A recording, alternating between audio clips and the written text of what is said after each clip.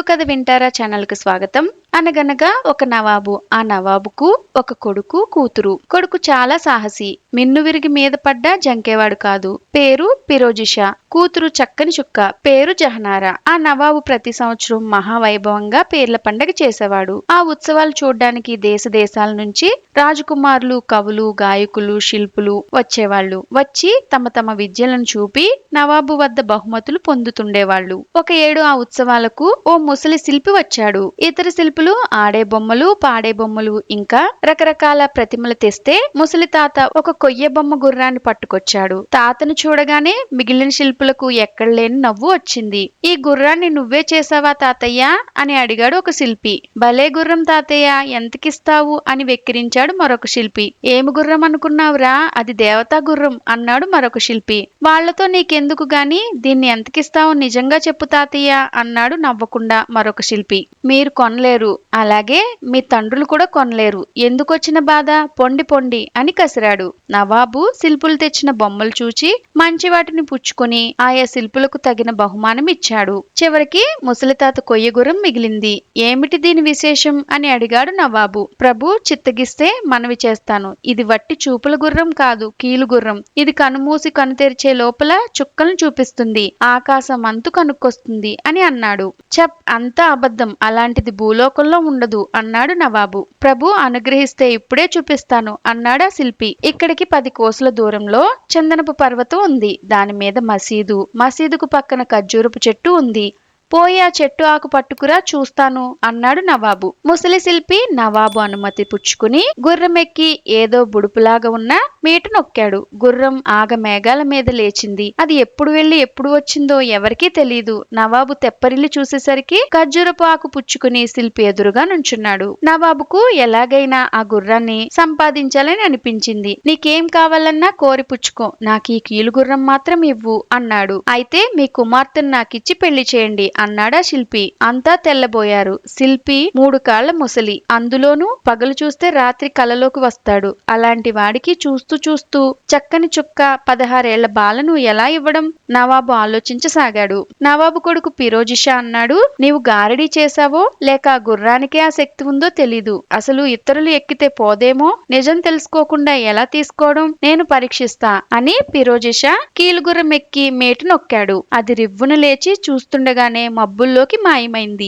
నవాబు అతని బలగం తెల్లబోయి చూస్తున్నారు. ఇంత సాహసం జరుగుతుందని ఎవరూ అనుకోలేరు. ఫిరోజిషా తిరిగి వస్తాడని ఎదురు చూస్తూ కూర్చున్నారు. మధ్యాహ్నం అయింది, ఆచూకీ లేదు. సాయంత్రం అయింది, అయిపు లేదు. ప్రద్దు కూకింది, ఆనవాళ్ళు లేదు. నవాబుకు పట్టరాని కోపం వచ్చింది. శిల్పి ఆ గుర్రాన్ని తేకపోతే తన కొడుకు ఇలా అయ్యేవాడు కాదుగా, వీణ్ణి తీసుకెళ్లి జైల్లో పడేయండి, తరువాత చూద్దాం అన్నాడు నవాబు. శిల్పిని తీసుకెళ్లి బట్టలు జైల్లో తోశారు. ఇక ఫిరోజిషా ఆ కీలుగుర్రం మీద వాయువేగంతో పైకి లేచాడు. ఆ వేగానికి అతనికి భయం కలిగింది. తాను ఎంత ఎత్తున ఉన్నాడోనని క్రిందకి చూచాడు. మనుషులు కనిపించల, చెట్లు కనిపించల, తన కోట కనిపించల. చందనగిరి మాత్రం చిన్న పుట్టలాగా కనిపించింది. దానితో అతని కళ్ళు తిరిగాయి. గుర్రం జూలు గట్టిగా పట్టుకున్నాడు. అది ఆక్కుండా పైకి పోతుంది. ఫిరోజిషాకు పెద్దలు తలంపుకొచ్చారు. అల్లారు ముద్దుగా పెంచిన తండ్రి జ్ఞాపకం వచ్చాడు. రోజు తనతో ఆడుతూ పాడుతూ ఉండే చెల్లెలు జ్ఞాపకం వచ్చింది. స్నేహితులు జ్ఞాపకం వచ్చారు. అతనికి భయం మరీ ఎక్కువైంది. కళ్ళు మరీ గట్టిగా మూసుకున్నాడు.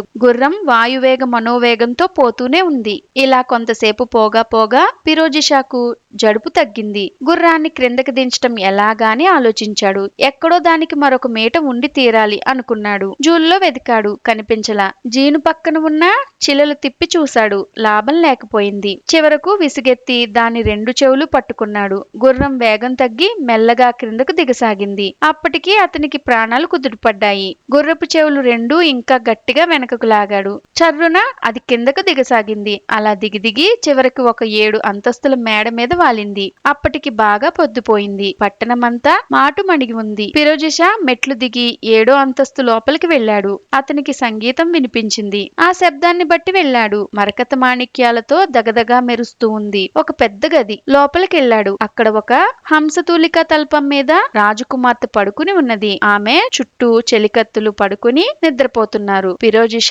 తన కళ్ళను తాను నమ్మలేకపోయాడు. కలగంటున్నానేమో అనుకున్నాడు. తన ఒళ్ళు తాను గిచ్చుకున్నాడు. బాధ తెలుస్తూనే ఉంది. అప్పుడంతా నిజమని అనుకున్నాడు. మళ్ళీ ఒకసారి రాజకుమార్తె వంక చూశాడు. చుక్కల మధ్య చంద్రుడిలాగా ఉంది. బంగారపు జుట్టు తళతళ మెరుస్తూ ఉంది. మెల్లగా వెళ్లి ఆ జుట్టు మెల్లగా తాకాడు. రాజపుత్రి కళ్ళు విప్పి అతని చూసింది. ఫిరోజిషా ఆమెను ప్రక్కకు తీసుకెళ్లి తన కథంతా చెప్పాడు. తనతో పర్షియాకు వచ్చి తన్ను పెండ్లాడవలసిందని ప్రార్థించాడు. వంగరాజపుత్రిక కూడా అతన్ని ప్రేమించింది. రెండో వారికి చెప్పకుండా అతని వెంట బయలుదేరింది. ఇద్దరు కీలుగుర్రం ఎక్కి పర్షియాలో తమ పట్నం ముందు వాలారు. మేళతాళాలు బాజా భజంత్రీలు లేకుండా కొత్త పెండ్లి కూతురును అంతఃపురానికి తీసుకువెళ్లటానికి ఫిరోజిషా మనసు ఒప్పుకోలేదు. రాజపుత్రికకు ఇప్పుడే వస్తానని చెప్పి ఆమెను గుర్రాన్ని అక్కడి తోటలోని బంగళాలో దింపి ఒక్కడే ఇంటికి వచ్చాడు. నవాబు సంతోషానికి మేరలేకపోయింది. వెంటనే శిల్పిని విడుదల చేయించాడు. రాజపుత్రిని తీసుకురావటానికి ప్రయత్నాలు ప్రారంభమయ్యాయి. ఈ సంగతంతా శిల్పి విన్నాడు. గుట్టు చప్పుడు కాకుండా రాజకుమారి దగ్గరికి వెళ్లి మిమ్మల్ని ఈ గుర్రం మీద అంతఃపురానికి తీసుకురమ్మన్నారు అన్నాడు. ఆమె నమ్మి కీలుగుర్రం ఎక్కి అతని వెనక కూర్చుంది. శిల్పి మీట నొక్కాడు. గుర్రం రివ్వున లేచిపోయింది. మేళతాళాలతో రాజపుత్రికకు ఎదుర్కోలు ఇవ్వడానికి వచ్చిన పరివారం జరిగిన మోసం తెలుసుకున్నది. ఈ వార్త విని ఫిరోజిషా దిగాలు పడ్డాడు. రాజపుత్రి లేక తాను బ్రతకడం కల్లా అనుకున్నాడు.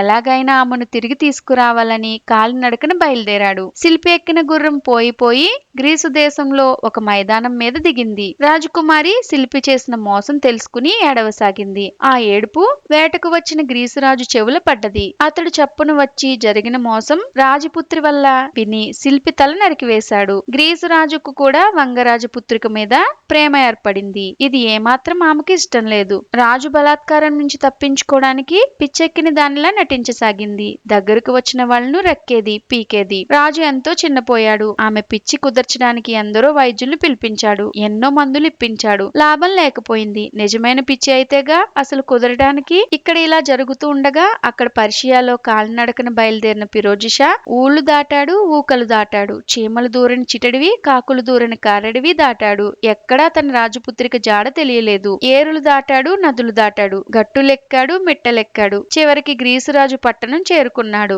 అక్కడ రాజపుత్రి సంగతి విన్నాడు. ఫిరోజిషా వైద్యుని వేషంలో రాజు దగ్గరికి వెళ్లి నాకు భూత వైద్యం తెలుసు, రాజపుత్రి పిచ్చి కుదురుస్తా అన్నాడు. రాజు సంతోషించి అతన్ని అంతఃపురానికి తీసుకెళ్లాడు. కొత్త వైద్యుని చూడగానే రాజకుమారికి పిచ్చి కొంచెం తగ్గిపోయింది. రాజా, ఈ అమ్మాయికి ఒక కీలుగుర్రం మూలాన ఈ వ్యాధి కలిగింది. ఈమె నా గుర్రం మీద ఎక్కించి చుట్టూ గుగ్గుళ్ళ ధూపం వెయ్యాలి, మంత్రాలు చదవాలి. అప్పుడు గాని ఈ వ్యాధి పూర్తిగా పోదు. 10 ఏళ్లు గడివిస్తే కీలుగుర్రం చేస్తాను అన్నాడు ఫిరోజిషా. ఈ భాగ్యానికి 10 సంవత్సరాలెందుకు?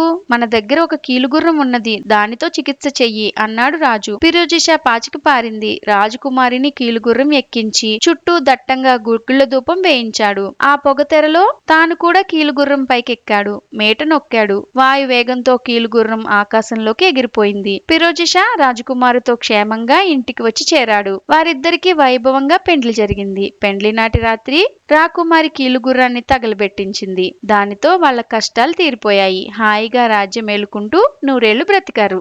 ఇలాంటి మరెన్నో కథలు వినాలనుకుంటే తెలుగు కథ వింటారా ఛానల్ ని సబ్స్క్రైబ్ చేసుకోండి. మరొక మంచి కథతో మళ్ళీ కలుద్దాం.